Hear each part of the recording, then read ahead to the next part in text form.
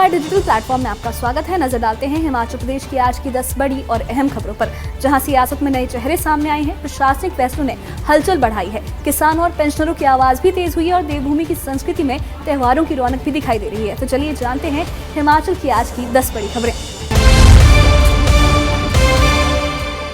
केंद्र सरकार ने कई राज्यों में राज्यपाल और उपराज्यपालों की नियुक्ति में बड़ा बदलाव किया है। इस फेरबदल में कविंद्र गुप्ता को हिमाचल प्रदेश का राज्यपाल बनाया गया है, वहीं तरनजीत सिंह संधू को दिल्ली का नया उपराज्यपाल नियुक्त किया गया है। इसके अलावा रिटायर्ड लेफ्टिनेंट जनरल सैयद अता हसनैन को बिहार, आर.एन. रवि को पश्चिम बंगाल, शिव प्रताप शुक्ल को तेलंगाना, जिष्णु देव वर्मा को महाराष्ट्र, नंदकिशोर यादव को नागालैंड और राजेंद्र विश्वनाथ अर्लेकर को तमिलनाडु का राज्यपाल बनाया गया है। वहीं दिल्ली के उपराज्यपाल विनय कुमार सक्सेना को लद्दाख का नया उपराज्यपाल नियुक्त किया गया है।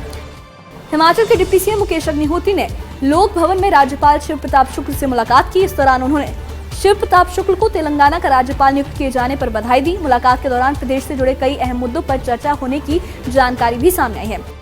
हिमाचल के कृषि मंत्री प्रोफेसर चंद्र कुमार ने आपदा राहत को लेकर केंद्र सरकार पर तंज कसा है। उन्होंने कहा कि आपदा में कृषि को भारी नुकसान हुआ था और मुख्यमंत्री के साथ उनकी प्रधानमंत्री नरेंद्र मोदी से गगल एयरपोर्ट पर मुलाकात भी हुई थी। उस वक्त 1500 करोड़ रुपए की मदद का ऐलान हुआ था, लेकिन अब तक पैसा नहीं मिला है। उन्होंने ये भी कहा कि तस्वीरें अखबारों में अच्छी आती हैं, लेकिन राहत की रकम अभी तक नहीं पहुँचती है। रिलीफ मैनुअल में 1500 करोड़ रुपये आपको बड़ी जल्दी हम देने वाले हैं।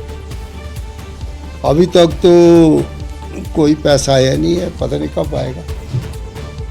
और पिछली बार अभी हमारे मुख्यमंत्री जी निर्मला सीतारमण से भी मिले हैं, 2 बार मिले। और हमारे जयराम जी भी सीतारमण से मिले हैं। अच्छे सुंदर फोटो आए हैं उनके पेपरों में, प्रेस। अब पता नहीं क्या उनको पैसा मिला। शिमला नगर निगम में महापौर और उप महापौर का कार्यकाल बढ़ाकर अब 5 साल का कर दिया गया है। सरकार की ओर से विधानसभा में पारित अध्यादेश में राज्यपाल ने हस्ताक्षर कर दिए हैं। और पहले ये जो कार्यकाल था ये 2.5 साल से 2.5 साल का होता था और शिमला के मेयर सुरेंद्र चौहान ने इस फैसले के लिए राज्यपाल का आभार भी जताया है। वहीं उन्होंने अपने कार्यकाल को लेकर बीजेपी के विरोध को भी समझ से परे बताया है। तो उसके लिए मैं माननीय महामहिम राज्यपाल जी का भी बहुत बहुत धन्यवाद करता हूं और माननीय मुख्यमंत्री जी का बहुत बहुत धन्यवाद करता हूं, जिन्होंने हमें इस काबिल समझा कि हमारा जो मेयर और डिप्टी मेयर का कार्यकाल है वो 5 साल के लिए हुआ। ये कार्यकाल न केवल शिमला के लिए हुआ है बल्कि पूरे हिमाचल प्रदेश के जितने भी नगर निगम थे उन सब के लिए ये उनका कार्य बढ़ा है। तो उसमें सरकार की और मंशा ये होती है कि जो भी एक इलेक्टेड आदमी चुन के जब 5 साल के लिए आता है तो उसका कार्यकाल 5 साल का जब होता है तो महापौर और उप महापौर का कार्यकाल भी 5 साल का होना चाहिए। ये इसके पीछे सोच थी। हिमाचल में करीब 40,000 पेंशनर अपने वित्तीय लाभों का इंतजार कर रहे हैं। 1 जनवरी 2016 से 2022 के बीच सेवानिवृत्त पेंशनरों को एरियर, डीए और मेडिकल बिलों का भुगतान अभी तक नहीं मिला है। इसी मुद्दे पर पेंशनर ज्वाइंट फ्रंट ने शिमला में बैठक कर सरकार से जल्द भुगतान की मांग की है। संगठन का कहना है कि अगर बजट में इसके लिए प्रावधान नहीं हुआ तो आंदोलन की रणनीति भी और बनाई जाएगी।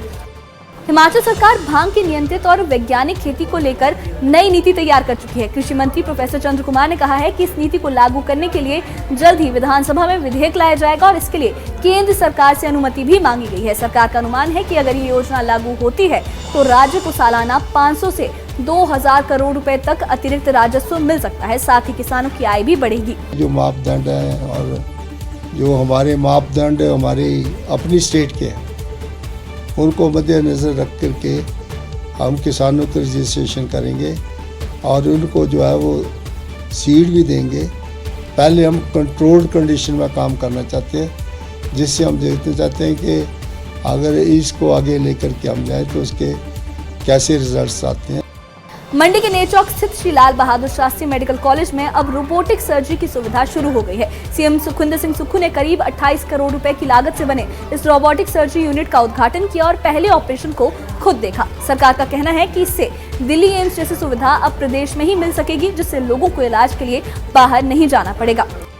किन्नौर के ऐतिहासिक गाँव कल्पा में विश्व प्रसिद्ध रोलाने पर्व इस साल 6 मार्च से शुरू होकर 10 मार्च तक चलेगा। ये 5 दिवसीय पर्व देवी देवताओं के धार्मिक अनुष्ठानों और पारंपरिक मान्यताओं के साथ मनाया जाता है। प्रशासन को उम्मीद है कि इस बार भी देश विदेश से बड़ी संख्या में पर्यटक यहाँ पहुंचेंगे। हालांकि कुछ स्थानीय लोगों ने इसे जिला स्तरीय बनाने के प्रस्ताव का विरोध भी जताया है। पिछले साल अगर हम नोटिस करें तो सोशल मीडिया के माध्यम से रोलाने फेस्टिवल जो किन्नौर में हर साल मनाया जाता है उसकी काफ़ी वायरल हुआ था, और इस साल हमको उम्मीद है कि जो नॉर्मल क्राउड आती थी रोलाने फेस्टिवल को देखने के लिए, इस बार वो कहीं ज़्यादा होगी। उसके संबंध में कल्पा पंचायत, जो कल्पा की मंदिर कमेटी है, उनसे एक बार चर्चा हुई है, और एसडीएम और लोकल तहसीलदार के माध्यम से वी आर होपफुल कि जो भी हम आयोजन करेंगे उसको प्रॉपर्ली रेगुलेट करेंगे। जो वहाँ पे ट्रैफिक की व्यवस्था होगी, जो क्राउड मैनेजमेंट की व्यवस्था होगी, उसमें पुलिस प्रशासन और जो हमारे डीडीएमए के वॉलंटियर्स हैं वो सारे मिलके उस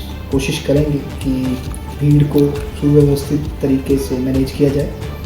और क्योंकि ये 6 से 10 तारीख का आयोजन है, एंड 9 तारीख को जो सबसे जो प्राइम फंक्शन है वो मनाया जाएगा।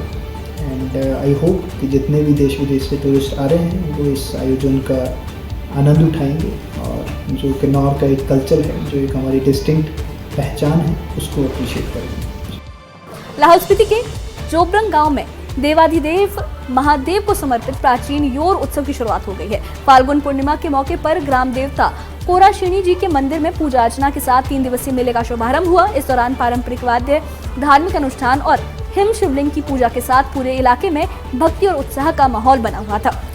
इस मेले का ऐसा है ना, जो हम मनाते हैं ये शिवजी और पार्वती के उसमें मनाते हैं, क्योंकि यहीं से मणिमहेश का मुख्य द्वार है, यहीं से होके जाते हैं मणिमहेश जाने के लिए, इसीलिए हम उनके नाम पर ही मनाते हैं। ये उनके उसमें ही होता है, जो भी हमारा होता है पूरा शिवजी और पार्वती का ही होता है, इसमें उनके ही नाम पर मनाते हैं। 3 दिन होता जी। अब ऐसा है ना, शुरू दिन हमारा सयोर बोलते हैं, उस दिन देवताओं का ही पूजा होता है। दूसरे दिन होता है काशपोरी, उस दिन ये शिवजी और पार्वती के नाम पर, उनके नाम पर हम करते हैं।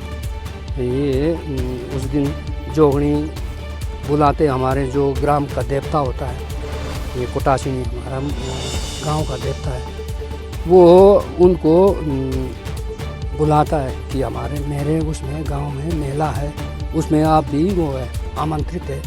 इसलिए वो आते हैं, और वो नुकसान नहीं करते, कुछ नहीं करते हैं, बेचारे आते हैं, हमारे आशीर्वाद दे के चले जाते हैं। हमारे बीच में आते, लोगों को दिखाई नहीं देगा वो, उनका हमारे को कोई नुकसान नहीं होता है, ऊपर से हमारे को आशीर्वाद दे के जाते हैं। मंडी में महर्षि पराशर पर सोशल मीडिया में कथित अभद्र टिप्पणी को लेकर विवाद खड़ा हो गया है। पराशर मंदिर कमेटी और देव समाज ने एक अधिवक्ता के खिलाफ पुलिस में शिकायत देकर कार्रवाई की मांग की है। कमेटी का कहना है कि इस टिप्पणी से श्रद्धालुओं की आस्था आहत हुई है, जबकि संबंधित अधिवक्ता ने इन आरोपों को नकारते हुए कहा कि उनकी बातों को गलत तरीके से पेश किया गया है। तो ये थी हिमाचल प्रदेश की आज की 10 बड़ी और अहम खबरें। सियासत, प्रशासन, संस्कृति और जन मुद्दों से जुड़ी हर अहम अपडेट हमने आपको साझा की है। ऐसी ही तेज और असरदार खबरों के लिए हमारे चैनल के साथ बने रहिए। हमारे चैनल को सब्सक्राइब करिए और इस बारे में आपकी क्या राय है, हमें कमेंट बॉक्स में अपनी राय जरूर बताइएगा। शुक्रिया।